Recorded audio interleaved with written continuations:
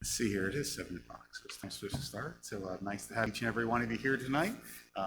It's the first night back into our kids programs in the back, and there's lots of kids back there, so very thankful for that. But you also remember you're praying for them. I think there's probably 7 or 8 different new ones back there for the first time, and that's really great and thankful for that. But also need to pray. Some new teachers back there, some new different setups back there, so looking forward to a great time. I know many of you are here, have some kids that are back there, and I think it's going to be a lot of fun for them. But we're going to have a good time out here too. Open up the Word of God and open up the Bible and be studying, do some preaching and also some praying. Special day on Wednesday, we always have Bible study and a special prayer time. Let's go ahead and open up in a word of prayer and ask the Lord's blessing on the service tonight. Let's pray. Dear Heavenly Father, Lord, we're thankful for the opportunity just to be here. What a blessing it is to come into your house, Lord, to be able to sing your praises, Lord, to be able to lift your name on high, open up your word, Lord, to be taught by your spirits, Lord, to be led in prayer. Just an amazing thing that the local church is. Lord, thank you for the things we've learned about Sunday, about the importance of church, the importance of being faithful, how church is essential, but we're also essential for the church. Lord, how you brought us all together in a certain spot for such a time as this. And Lord, we're living in a very crazy, unusual day and time. And Lord, we need you. And Lord, church is a reminder of, Lord, the Word of God reminds us how much we need you. We can't do it on our own. Lord, we do pray for those classes in the back. I'm excited to see all the faces and even the new faces that are there. And Lord, we pray that these young people will learn to love you. Lord, they'll come to know you. And Lord, that they'll want to serve you and be like you. And Lord, I pray even out here that we would be an example to them, that we would learn and grow and teach the young people, not only with our mouths, but also by our actions, how to love one another, how to be members one of another. Lord, to learn the Word of God and pass it on to the generations. A lot of people are trying to teach them a lot of things. Lord, give us the desire and passion to teach them the things of God. Lord, help our service tonight. We want everything that's done here tonight to be honoring and pleasing to you. Lord, we want to do it by faith. And Lord, we want you to get stepped in and make a difference. In Jesus' name, amen. Once again, thanks for being here tonight. We're going to have Brother Jim come lead us in our theme song and a congregational song. And looking forward to our evening service. Brethren, we have met to worship and adore the Lord our God. Will you pray with all your power while we try to preach the word? All is vain unless the Spirit of the Holy One comes down. Brethren, pray, and holy manna will be showered all around. If you're using the hymn book, we're going to sing number 33. Take the name of Jesus with you. We're going to sing verses 1, 2, and 3. Take the name of Jesus with you all day long. It's wonderful. Take the name of Jesus with you, child of sorrow and of woe. It will joy and comfort give you. Take it then where'er you go.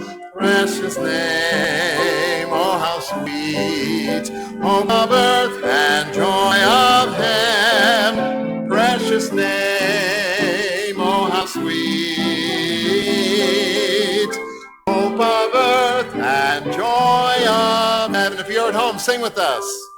Take the name of Jesus ever as a shield from every snare. If temptations round you gather, breathe that holy name in prayer. Precious name, oh how sweet, hope of earth and joy of heaven. Precious name, oh how sweet, hope of earth and joy of heaven. Verse 3 as the last. Know the precious name of Jesus, how it thrills our souls with joy when his loving arms receive us. us, and his songs our tongues employ. Precious name, oh how sweet, hope of earth and joy of heaven. Precious name, oh how sweet, hope of earth and joy of heaven.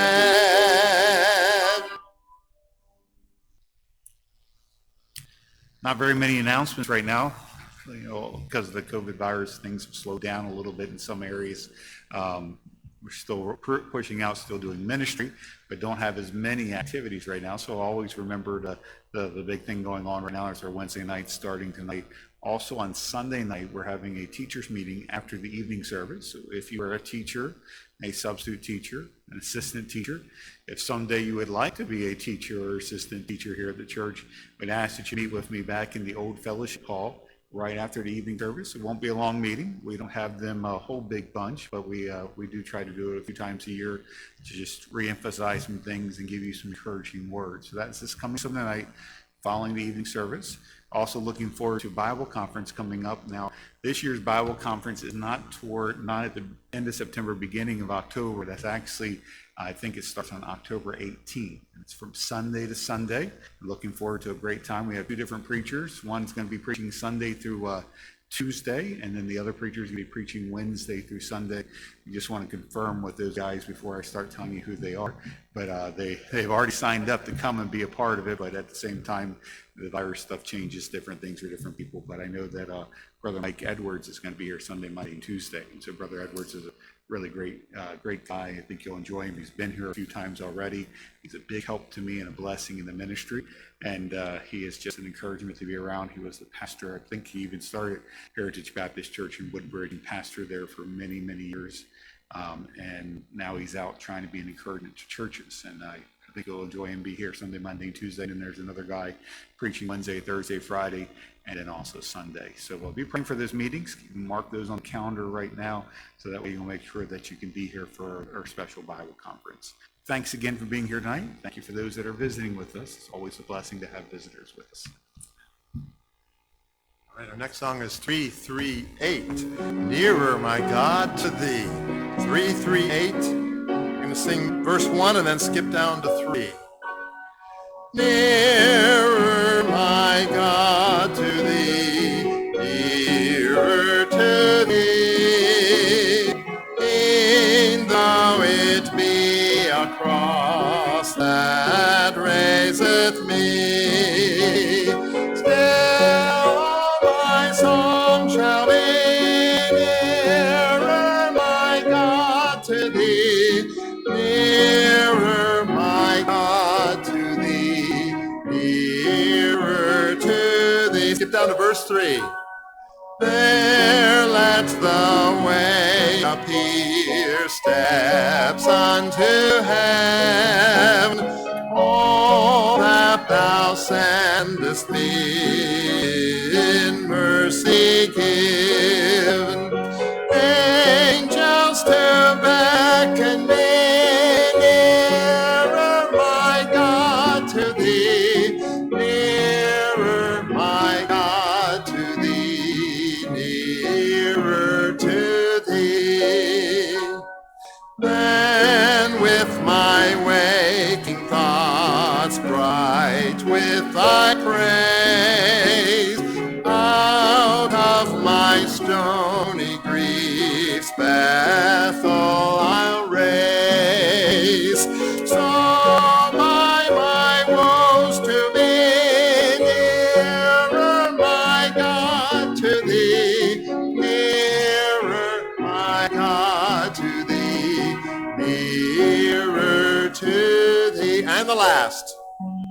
For if on joyful wing cleaving the sky, sun, moon, and stars forgot, upward I fly, still my song shall be nearer my God to Thee, nearer my God to Thee, nearer to Thee.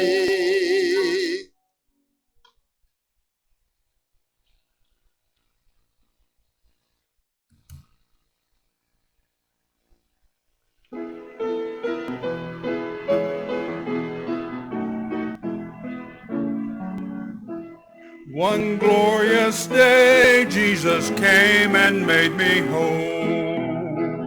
He so completely then satisfied my soul. Now as I face life's dark troubles, stormy sea, I wonder if he is satisfied with me. I want my Lord to be satisfied with me. I want my life to be what he'd have it be. Then when I come to that great eternity, his smile will say he is satisfied with me. I'm satisfied with God's great redemption plan. I'm satisfied it's sufficient all for man. I'm satisfied with his work on Calvary. But is my Lord fully satisfied with me? I want my Lord to be satisfied with me. I want my life to be what he'd have it be. Then when I come to that great eternity, his smile will say he is satisfied with me. Lord, give me strength, give me courage, make me bold, that I might lead some lost sheep into thy fold, that I might stand unashamed, unmoved for thee, that you will be fully satisfied with me. I want my Lord to be satisfied with me. I want my life to be what he'd have it be. Then when I come to that great eternity, his smile will say he is satisfied with me.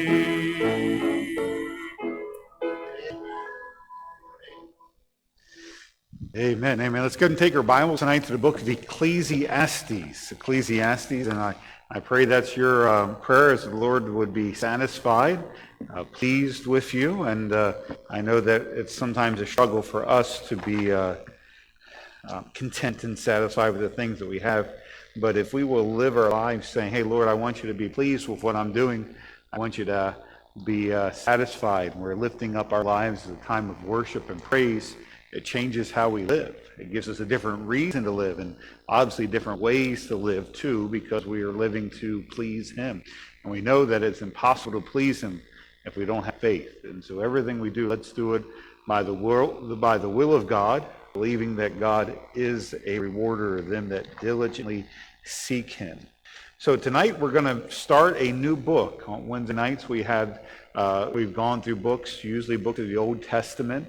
That kind of run parallel with what's going on sometimes on Sunday, usually a New Testament, sometimes they switch. But tonight we're going to look and start at Ecclesiastes, and we're going to start at the beginning and at the end. So you got to look at both parts, the beginning and the end. And I pray this be an encouragement and a help to you. Ecclesiastes is a very, very interesting book of the Bible. The title Ecclesiastes means preacher. And in my thought here, it's kind of like it's one large message. And we're going to learn who the author is. And going to look at the introduction and the conclusion. Now, in preacher school or college, they teach you that your introduction has got to be really, really great. And the end is supposed to be really, really great. The stuff in the middle is supposed to be great too, but you want to try to grab people's attentions at the beginning. You're probably going to say, Pastor, you didn't learn that class, and you're supposed to really draw the conclusion to help people make a decision. And here he does some really interesting things. And in this story, it's written. This book, we believe, under the inspiration of the Holy Spirit, it's written by Solomon. You see what it says in verse number 1: the words of the preacher. Now we know Solomon for being what? King.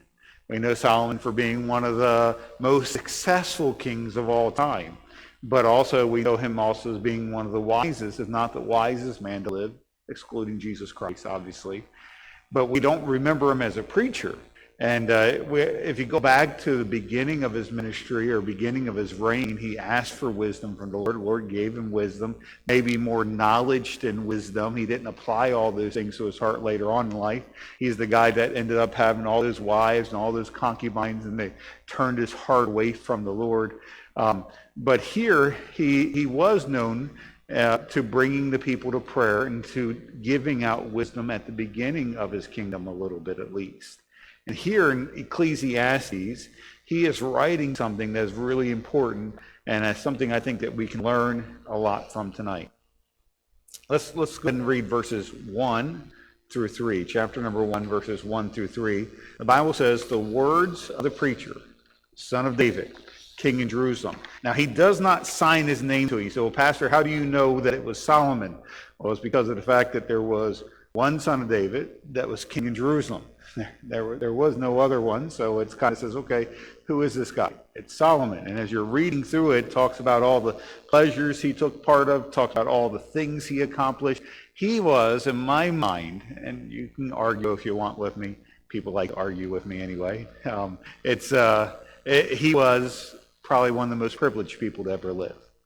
Can you imagine being around David's mighty men, having a father that's a man after God's own heart? Then being given the opportunity to ask one thing, and God gives him wisdom to be able to rule the people. And then he has a time of peace. Then he has the opportunity to build the temple. Then he has the opportunity, he was one of the most privileged people to ever live. And here with this opportunity, Solomon says something that's really important in verse number 2. He says, "Vanity of vanities, saith the preacher, vanity of vanities, all is vanity." Now, this word vanity, it kind of gives the idea of a vapor. It's kind of the idea that it's empty, worthless. And he is a man that made Jerusalem, Israel, to the probably highest level the kingdom ever was until Christ comes back, obviously. And he looks back at his life and he says, all this is really worthless. We find here in this book the life of an empty king. The title of tonight's message is An Empty Life. An Empty Life. We found a man somewhere in the kingdom of Israel, maybe somebody who had absolutely nothing, someone who was really struggling just to make ends meet, maybe someone who had much sorrow in his life. We would think he would pen these words, vanity of vanities, saith the preacher, vanity of vanities, all is vanity. And then you see the next word, it says, verse number 3, "What profit have a man of all his labor which he taketh under the sun?" Now, maybe if he had lived his whole life and never accomplished anything, you're like thinking, okay, I can see why he says life is empty. I can see why he would say this, that life is vain, life is worthless, what's the big deal? That is the complete opposite of what Solomon was able to accomplish. Solomon was able to accomplish probably more than almost anybody else that's recorded in scriptures. I know the stories of Moses and all the things they did spiritually, but I'm talking about physical things. He was able to push the kingdom farther. He was able to extend the borders of the kingdom. He was able to make it a very wealthy place at that moment in time. Like I said, he, in my mind, brought the kingdom to the highest level it ever was going to be until Christ comes back. And then Christ obviously is going to have the greatest kingdom ever. But he, in his life, and I believe it was written towards the end of his life, and he says, look, my life is empty. The reality is, and the point of tonight's message is, there is something that can help fill your life. There is something that can give your life encouragement, satisfaction, and happiness. But it's not found in things, it's not found in pleasure, and it's not found in achievement. It's found in Jesus Christ. It's found in God. And here he's saying, here in verse number 3, he says, "What profit a man of all his labor when he taketh under the sun?" Then he says in verse number 4, "One generation passeth away, and another generation cometh, but the earth abideth forever."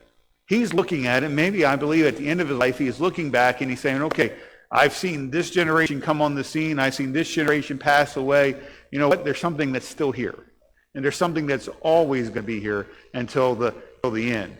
And that's when this earth is made and is ready, someday is going to be burned up. But the earth is there and continues to be there. Not only do you see this phrase, vanity of vanities, you also see a phrase that says under the sun. You see it in verse number 3. Under the sun means on this earth. The life on this earth that is apart from God is completely empty. Can you imagine getting everything you desire, doing any pleasure that you wanted, accomplishing more than you ever imagined, more than you ever dreamed of, having more than you could ever consider?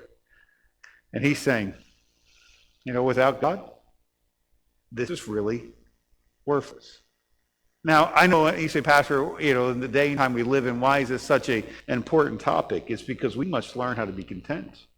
We must learn that God is God and God's the one in charge, and that God's going to be who he is all the time. And as we learn to give our lives to him and be satisfied with what he gives us the hope and encouragement. Paul was able to say, hey, look, and no matter whatever state I'm in, I'm content. He says, he's learned this. Now take your Bibles to the end of the book. The end of the book is Ecclesiastes chapter number 12. You're going to be able to tell the guys in the back that the pastor preached a whole book of the Bible in one service. And they're going to say, no, he might have preached one verse in the whole service, but preached the entire book. He started at chapter 1, verse number 1. He went all the way to the last chapter, last verse. And they're going to say, well, was it the book of Jude? Or was it 2 John, 3 John? You're going to say, it had 12 chapters in it. Ecclesiastes chapter 12. Let's go ahead and start in verse number 10. Because it starts once again. Let's go verse number 9. Ecclesiastes chapter number 12, verse number 9. It says, moreover, because the preacher was wise, he still taught the people knowledge. Yea, he gave good heed and sought out and set in order many proverbs. Now, remember, Solomon's known for writing most of the book of Proverbs. And here, that's known for his wisdom. Now, Ecclesiastes is known for his foolishness. He had many wisdom, many wise things to say, but here in Ecclesiastes, you're going to see how he says that the things he did were worthless. They were empty. Without God, they were vain. And he says in verse number 10, the preacher sought to find out acceptable words, and that which was written was upright. And then I like this phrase, even words of truth. This is what the preacher sought out. This is what he was saying here as in his sermon. It's been 12 points long, and he's finishing it up, and he's saying, hey, he's looking for the words of truth. And then he keeps on going, the words of the wise are as goads and as nails fastened by the master's assemblies, which are given from one shepherd. And further, by these my son be admonished, of making many books, there is no end, and much study is weariness of the flesh, is a weariness of the flesh. Now, verses 13 and 14 is probably very familiar, maybe the most famous verses in the whole book. He says, let us hear the conclusion of the whole matter. And he says, after from the beginning to the end, he's looking at all these things. At certain points, he's talking about how successful he was. At certain points, he's talking about how great life was, how pleasures was wonderful. And certain points, he was saying, hey, I hate my life. And he says, now, at the conclusion of the whole matter, after considering all these things, he says, fear God and keep his commandments, for this is the whole duty of man. Sometimes people are saying in the day and time we live in, say, Pastor, what am I supposed to be doing? I want to change the world. I want to help people come to know Christ. I want to make a difference in my family. I want to make a difference in America. And this is just simple truth that comes out there. He says, fear God. We're talking about in reverence and respect, not want to disappoint him, not want to fail him, and we want to have the right view. There's a big difference between a biblical worldview, a God worldview, versus what the secular worldview is. Fear God and keep his commandments, for this is the whole duty of man. That is what we want to do. We want to learn so that we live consciously in the presence of God all the time, wanting to live a life that is acceptable and that pleases him. For God shall bring every work into judgment with every secret thing, whether it be good or whether it be evil. We must learn to fear him. We must learn to keep his commandments because God knows it already. He says he's going to bring every work to light. Those things that you think are hidden, it's going to come to light. Those things that you think was good, that's a good thing. Yeah, those good things are going to be brought to light. Those things that are evil are going to be brought to light. So that's his beginning. He's saying, look, anything apart from God, it's worthless. It's not worth. And at the end he says, after living this life, experiencing all these different things, and he experienced a lot of things. He had a great, his father was a man after God's own heart. Son Rehoboam was kind of a hard head, all these different things. And he went through all these things. He says, look, after looking at all this, these are the things that really matter. Learn to fear God. That's the beginning of wisdom. Fear God and keep his commandments. So let's go back to chapter number 1, and we're going to talk a little while about this thought, an empty life. An empty life. Here in Ecclesiastes chapter number 1, I want you to think about this. Point number 1 is he had everything. What do you mean he had everything? Go to chapter number 2. Chapter number 2 kind of gives you an idea that what he had. Chapter number 2, verse number 10. And he says, and whatsoever mine eyes desired, I kept not from them. Can you imagine that? Anything he saw, he went and took. Anything he saw, he wanted. He could have. And, the scriptures, the last commandment, thou shalt not covet. We're living in a day, and our nation is certainly guilty of violating this last commandment.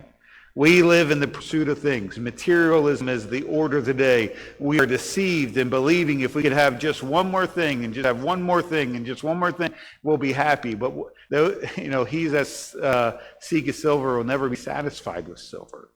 Happiness and fulfillment can only be found when we are willing to empty ourselves of the things of this world and treat them as God would have us to treat them, as necessary tools, but able to live without them, and filling ourselves with the Holy Spirit of God. He had everything. He says in verse number 10, and whatsoever mine eyes desired, I kept not from them. I withheld not my heart from any joy. My heart rejoiced in all my labor, and this was my portion of all my labor. Then I looked in all the works and that my hands had wrought, and all the labor that I had labored to do. He was saying, not only did I have whatever I wanted, I accomplished much with my labor. And this was a man that was far-reaching in what he was able to do. He was a man that was well known. You think about it. Even he gave advice to other kingdoms. You think of the Queen of Sheba. She came. She had heard all these things about Solomon, and in the end, she came to see Solomon and what Solomon was doing. And she said, howbeit I believed not the words until I came in my own eyes to see it. And behold, the half was not told me. Thy wisdom and prosperity exceedeth the fame which I heard. Everything he wanted, he had.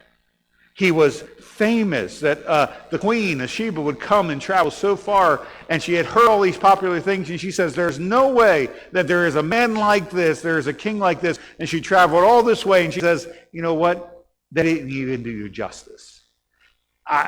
You're even so much more, even greater than the things that he heard. And so we think about he had all his desires. He had fame. The Bible says in 1 Kings 11:3, and had 700 wives, princesses, and 300 concubines. And you think about it. He says, well, that's a great thing. And then some people say, now I'm really thankful for my one wife. Definitely couldn't handle two. Could you imagine 700 wives? Woo, 300 concubines. He had the pleasure that he wanted. He was a privileged man. He had absolutely everything, humanly speaking. But if you go to chapter number 2 and you look at what it says in verse number 17, he says, therefore I hated life. He had everything. And sometimes I think we feel like if I could just have more, if I could just get my way, then they'll be happy. It's sort of like those people that are rioting today.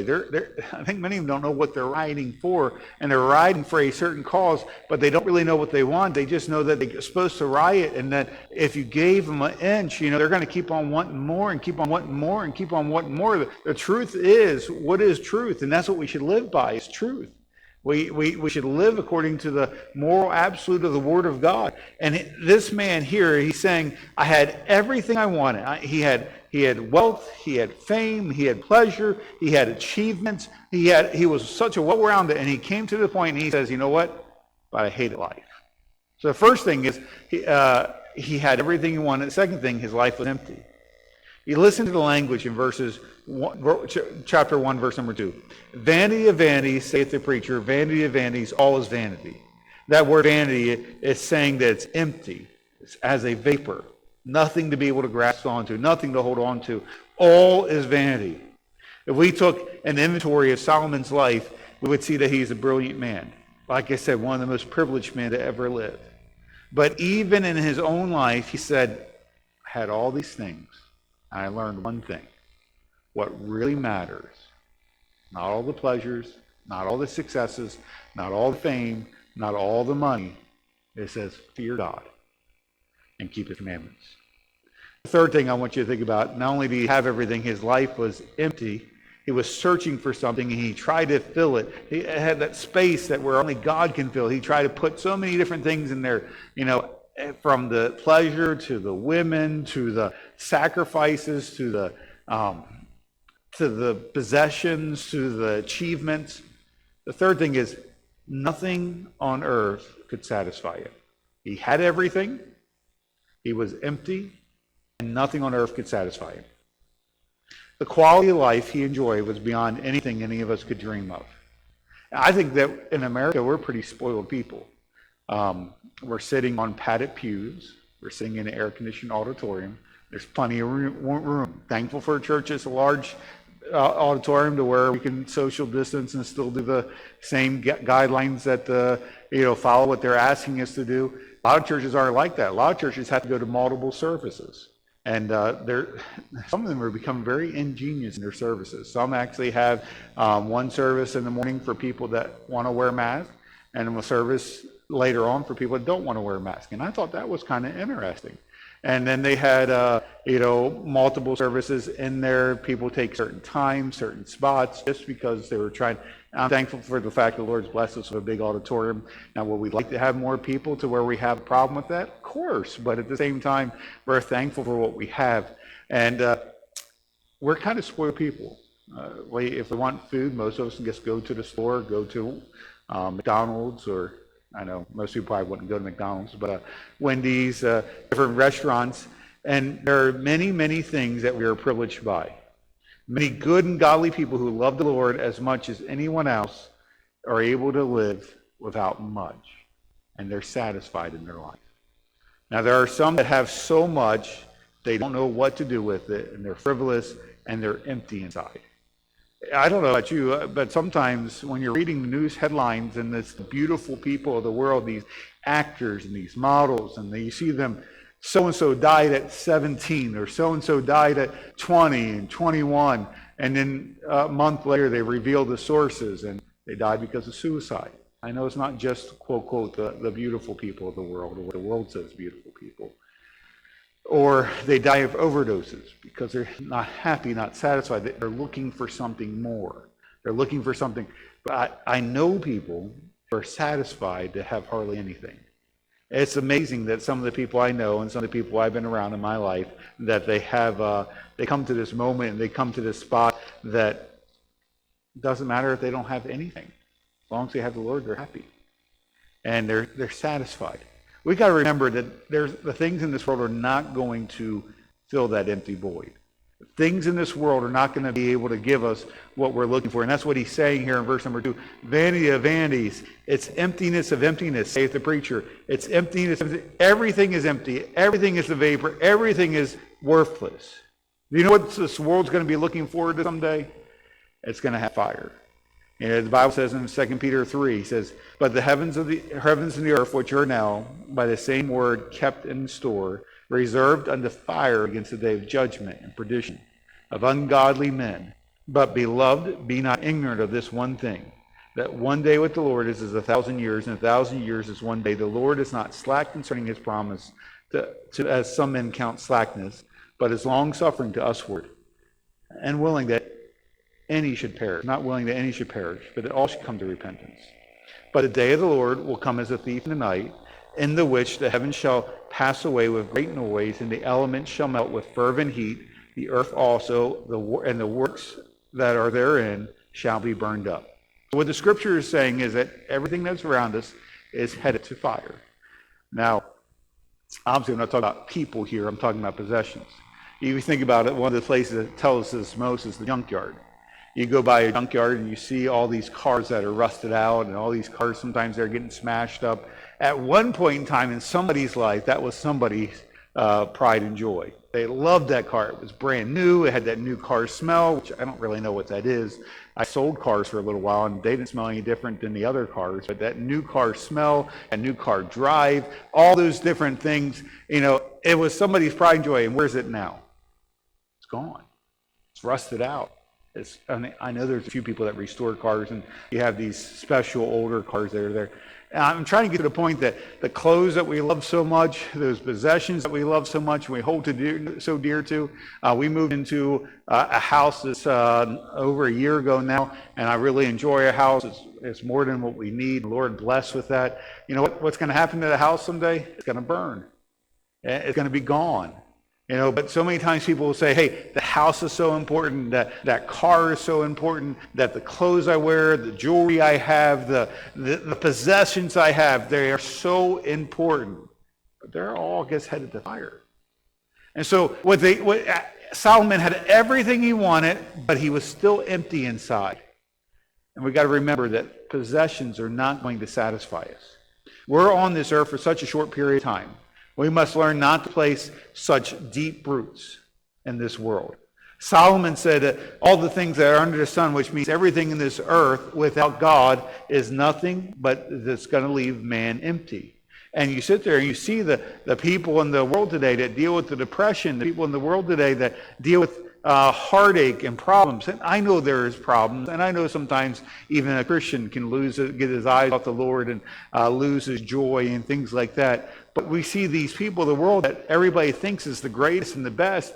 Why would they take their life? Why would they have to go to drugs? Why would they have to do these things? It's because they're seeking something they can't find on their own. That joy and that peace that only comes from God. The fourth thing I want you to think about is we were created for eternity. Now, the things of this world is not going to suffice, but we were created for eternity.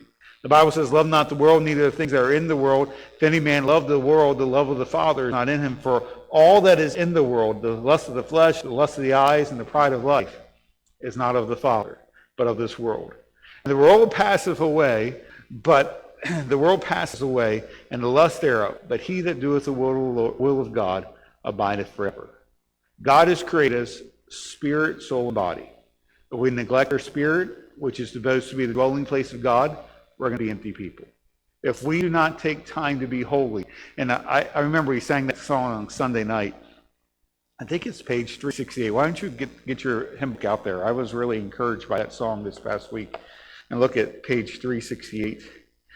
Don't worry, no one else has touched that hymn book, so it has no germs on it. So if you sit like good Baptists in the exact same pew every single week, you're the only one touching that pew, that book anyway. So, but 368, and I love the words to the song and the thoughts of the song. Take time to be holy, speak oft with the Lord, with thy Lord. Abide in him always, and feed on his word. Make friends of children of God, help those who are weak, forgetting in nothing his blessing to seek. Verse number 2, take time to be holy, the world rushes on. Spend much time in secret with Jesus alone. By looking to Jesus, like him thou shalt be. Thy friends and thy conduct, his likeness shall see. I don't know about you, but this is what satisfies. You can become like him as you spend time. Verse number 3, take time to be holy, let him be thy guide, and run not before him, whatever betide. And joy and in sorrow, still follow thy Lord, and looking to Jesus, still trust in his word. Verse number 4, take time to be holy, be calm in thy soul, each thought and each motive beneath his control. Thus led by his Spirit to the fountains of love, thou soon shalt be fitted for service above. Have you taken time to be holy? I was encouraged by that song this past Sunday, and the Lord convicted my heart. Have I taken enough time to be holy? Have I taken much time with the Lord alone? And that's something that really is going to make the difference in our life. There's a day that we are going to leave this world, and we're going to head to the afterlife, to eternity.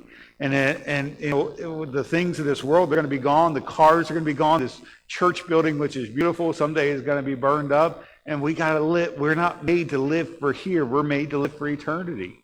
Yes, we have a short period of time here. Some people 20, 30, 40, 50, 60, 70, 80, 90, 100 years old. Most people don't go that far. But you imagine how long eternity lasts. And Solomon over here, he experienced everything. He had everything in this world, but he was empty. I tell you, I know he experienced a lot of things, but I would much rather be that Christian that doesn't have very much but has a good relationship with the Lord than someone who is spending his life and having so much but never happy and satisfied. How about you? I mean, you think about it. We all like things. We all like to have things. We all like, because we have been in that inbred in us a little bit. It's nice to have comfortable things, but it's how you view them in perspective.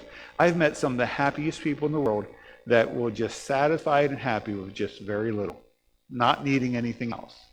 Now, I'm not talking about someone who just gives it all away. I'm just saying the Lord's just never given them a lot of things. They're just happy and satisfied with just the little they have. Solomon, you have here, big, bold. I mean, I can imagine all the things he was, and the world would look at him and say he might be the most successful person to ever live. And he said, I hated my life. And sometimes we get the eyes off of the Lord and get the eyes on the things that we have or don't have, and we become unsatisfied and unhappy, and we get like Solomon and says, you know, why am I doing this? All I'm doing is just leaving it for somebody that's going to be behind me. And that was always his struggle and his challenge. I think he knew his son Rehoboam was a little bit of a hard head. I'm doing all these things. I'm going to leave it to Rehoboam. He's going to end up messing up anyway. And he's like, why should I do all these things and just end up leaving it to somebody behind me? It's because he wasn't doing it for the right reasons.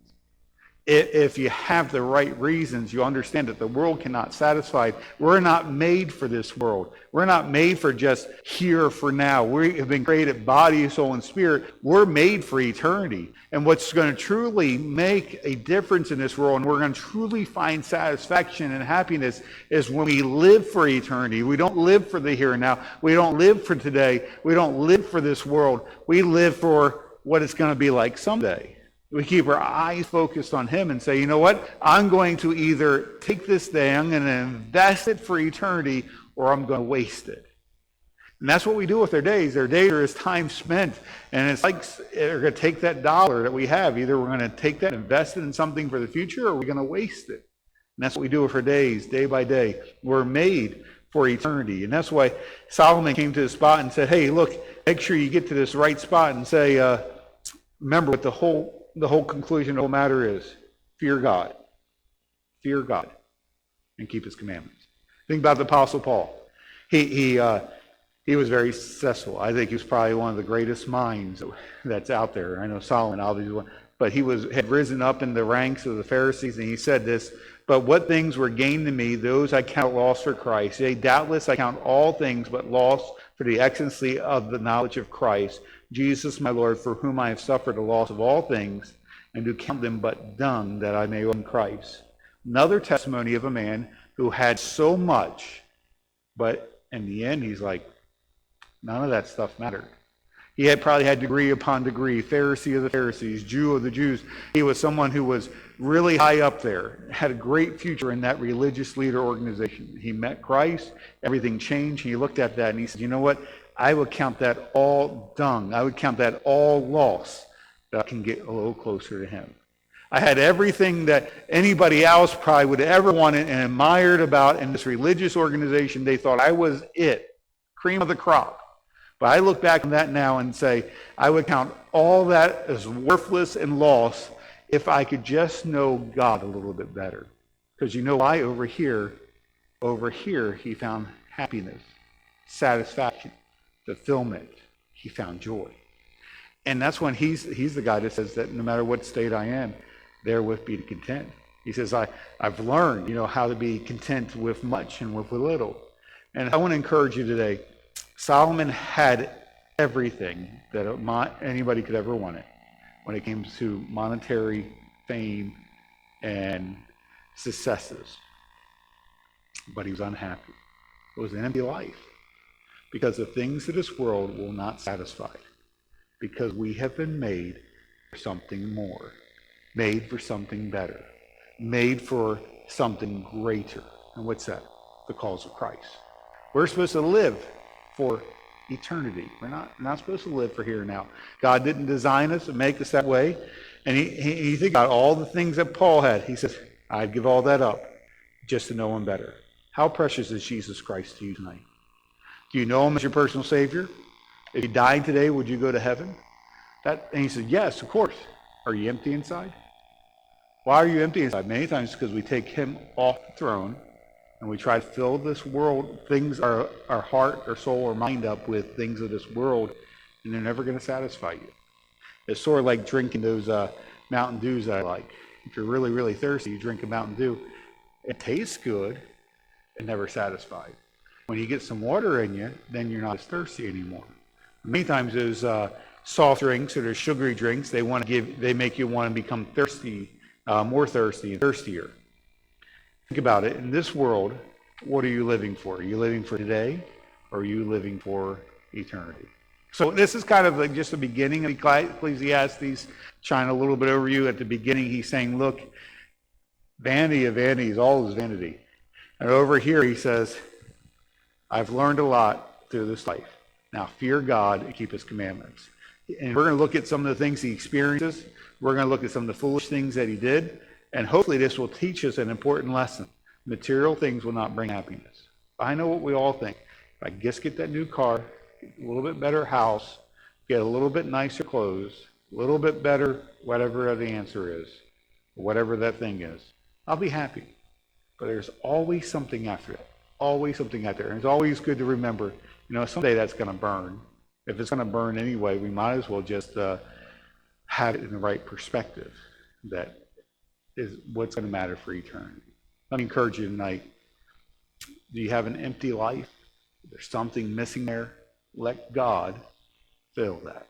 Take time to be holy. Take time, much time with the Lord, and allow him to be an encouragement and a help to your life. Let's pray. Dear Heavenly Father, Lord, I thank you for tonight. I thank you for these stories and examples in the Bible. I'm excited about the book of Ecclesiastes because it teaches us a really important truth, that the things of this world will not satisfy. You get Solomon up there that had all the fame, all the glory, all the pleasures, even had great successes, all these things going on in his life, and it's still to this moment in time where he says, you know what, it's vain, it's worthless. We're in a very materialistic world, and a spot where it seems like everybody is coveting different things. Lord, help us to learn this lesson. Even if we had everything our heart desired, we would not be fulfilled or satisfied unless we have you, unless you're in the right spot. Or what an important truth for today that we live in. Lord, I pray you help my heart when it comes to this, that you encourage me also to be faithful, and that you encourage me to stay focused on you and take time to be holy. Thank you, Lord, for loving us. In Jesus' name, amen. With heads bowed and eyes closed, we're going to have a short time invitation. I encourage you to spend some time just talking to the Lord. The altar is open if you'd like to come to the altar and just spend some time alone with him about the importance of making sure that you're not feeling empty. Solomon was empty. It was vain. His life was vain because he was giving everything to the wrong motives. Spend some time with the Lord now, as Brother Jim sings.